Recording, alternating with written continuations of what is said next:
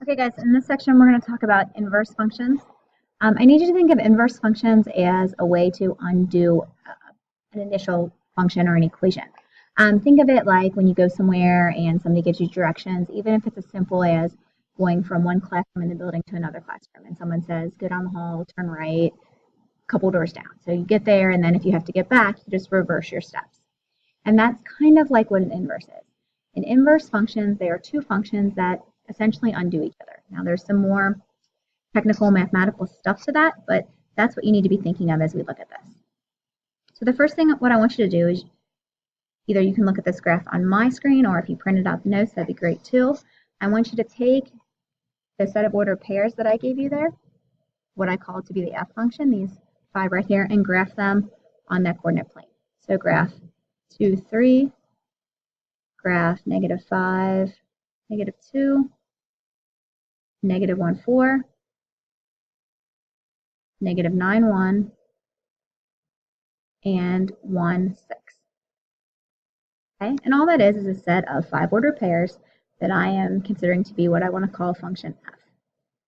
Now, there's a line on my graph, and there's a line on yours too if you printed this. That line is at the line y equals x. One thing you may or may not remember from geometry, it's great if you do, if not, okay, fine. When you have something with a line y equals x, and if I talk about reflecting, if I reflect across that line, what happens is the x and y coordinates interchange positions. They don't switch from negatives to positives, they just change places. So that's what I asked you to do. Interchange all the x and y values from our f function. So if initially I had 2, 3, then in what I'm going to call my g function, I'm going to have 3, 2. I'll go ahead and graph that. And then if in my f function was -5, -2, in my g function becomes -2, -5. Again, we're not changing signs. We're just changing position. If -1, 4 was in the f function, then 4, -1 is in the g function. If -9, 1 was in f, then I have 1, -9 in g. And then the same thing with if 1, 6 is in f, I have 6, 1 in g. Now again, when you look at those sets of ordered pairs, you should see that. You should see that geometry concept of reflecting over the line y equals x.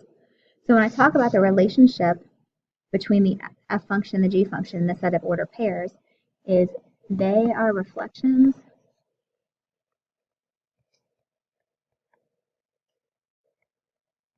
over the line y equals x. And that is one of those more technical pieces of what an inverse means. Yes, an inverse means to kind of undo a function, but very technically in math speak, those two inverse functions are reflections over the line y equals x if you look at those graphs. Now, what that means is if I have a set of ordered pairs, like I do right below there, I gave it a name, I call it the h function, h of x. If I asked you to find the inverse, all you're doing is flipping the ordered pairs. The one important thing you need to note is this notation right here. I'm sure most of you think that that looks like h to the -1st power, but that's not how I read this. If I'm going to read this, I would read this as h inverse of x. This is not to the -1st power. That's not what this means. This just means that it is an inverse. So if I'm going to find the inverse function of h, like I mentioned, all I'm doing is taking all those ordered pairs and I am flipping them. Not changing their signs. I'm just flipping their placements. The x's become my y's, and the y's become my x's. Okay, so I think with ordered pairs, this isn't too bad of a concept. Now, not that it's terrible with equations either, but we have to be a little bit more methodical in our approach when we're finding the inverse of an equation. So I gave you some steps here to kind of help us figure out exactly what we're going to be doing. One important thing to note there is I told you that inverses can be found for most equations. Sometimes a function does not have an inverse. Okay? The way I would know is I would deal with the horizontal line test. Now, I think that you guys have talked a lot about the vertical line test. That tells if something is a function or not. The horizontal line test tells you if something has an inverse. So we'll look at that here in a second. Okay? In these 4 steps, I think they'll make more sense in conjunction with actually doing one of these problems. So the first thing I would do to even see if this function is what we call invertible, I would look at the equation on my graphing calculator. So I would go to my graphing calculator. I would plug in this equation. So this first equation is negative 1/3. Remember to put fractions in parentheses when you're inputting them into your graphing calculator. X plus 1. Okay. So it's a linear function. There it is. Remember this horizontal line test. If you're thinking about running a horizontal line from the bottom to the top, similar to the vertical line test, it's not allowed to pass more than 1 point at a time, which it doesn't. So this function does have a inverse, so we're good to go. Now, once I've determined that, if I go through these steps, the first step says replace y for f of x. Now, it doesn't have to be f of x, it could be g of x, h of x, any function notation. So what that means is we're going to go to this equation, take out the function notation, and I'm going to call it y equals. Okay, fairly easy. Then my second step is very similar to my order pairs. Just like in the order pairs, I switched x and y's, I'm going to also switch x and y's here. So instead of y equals negative 1/3 x plus 1, I'm going to call this x equals negative 1/3 y plus 1. Okay, my third step involves getting y by itself. So I'm going to subtract 1 first, and I hope that's a pretty easy process for us. Now, getting rid of that negative 1/3, technically I could divide by a fraction, but I hope that you know that dividing by a fraction is the same thing as multiplying by its reciprocal. So I'm going to choose to multiply both sides by that negative 3. Remembering on the left, you're going to have to distribute that. So I end up with negative 3x plus 1. Now, instead of that fourth step there that you see there, instead of writing this as y at the end, I'm going to actually use this as the inverse notation and call this f inverse.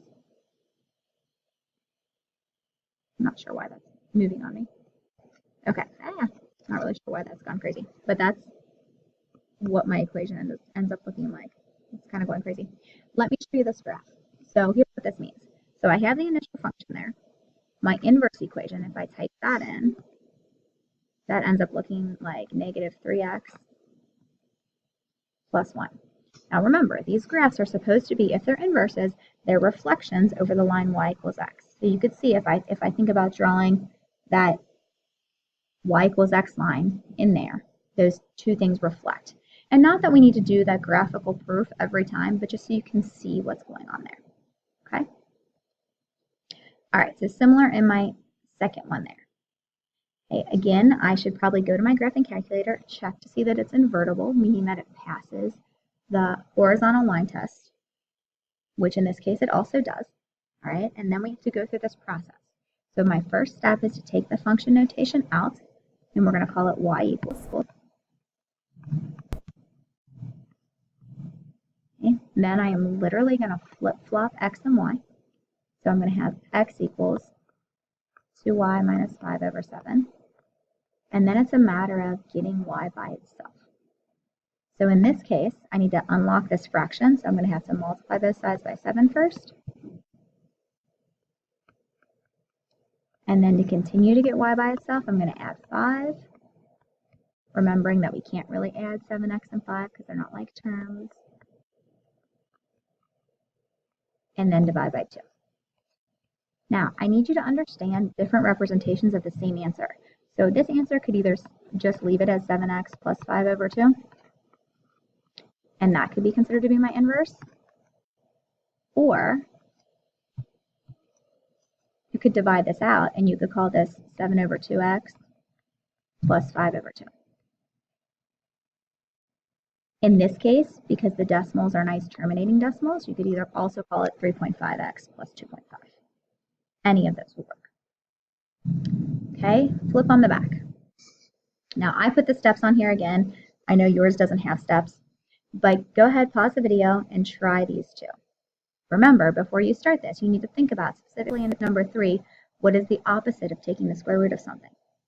Okay, so pause the video, and then we can go from there.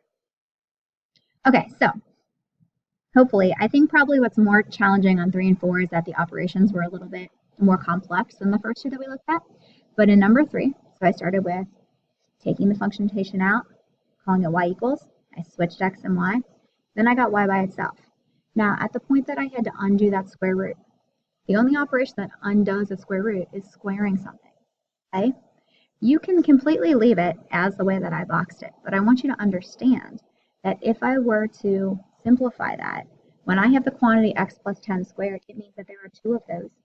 So it means that you'd have to write that out, and you'd have to flip it. Okay, so that's why I end up as an alternative answer, x squared plus 20x plus 100. Okay, similar with the other one. I started out, I took the function notation out, called it y equals. I switched x and y. I then got y by itself. Now, the hard part with that one is when you got it by itself, you had y to the third. Well, if you had y squared and the square root undoes that, then y to the third, the only operation that undoes that is the cube root of that. So I have to take the cube root of both sides. And again, you are completely allowed to leave it as I boxed it, the cube root of x plus 10 over 5, knowing all of that is under the radical. Or you could simplify that. When you have x plus 10 over 5, that really is the same thing as 1/5 x plus 2. Either way is fine. Okay, now the last little piece there talks about to prove the 2 functions are inverses. This is slightly a bigger pain because you have to do more work than I think that you probably want to, and it deals with compositions. So in order to show that 2 functions are inverses, you have to prove 2 things. You have to find what f of g of x is, and you have to find what g of f of x is, and they both have to equal x. Okay, so let me go through 5 with you, and then I'll have you try 6. So if we start with number 5 and we want to find out what f of g, that should be an open circle. Let's try that again. If we want to find out what f of g of x is. Okay? That means we take g and plug it into f. So if we're doing that, I'm going to say 4 times negative 3 plus 1/4 x minus 12. I distribute my 4. I get negative 12 plus 4 times 1/4 is just 1, so x.